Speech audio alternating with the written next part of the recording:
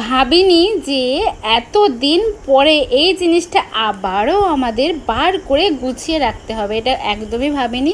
আর এটা ভেবেছি মাম্মামের জেদের কারণে, মাম্মামের আবদারই বলতে পারো, জেদ অতটাও না কিন্তু আবদার। আর মাম্মাম যদি আবদার করে সেই আবদারটা একটু হলেও রাখার চেষ্টা করি আমরা, সেই জন্য কিন্তু এই জিনিসটা বার করতে হচ্ছে। আর এটা কী জিনিস অবশ্যই আমি বলবো তোমাদের এটা কি জিনিস।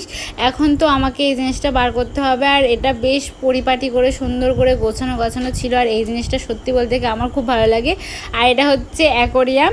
আর অ্যাকোরিয়ামের বায়নায় মাম্মামের হয়েছে, তো মাম্মামের বায়নাটাও একটু হলেও রাখতে হবে।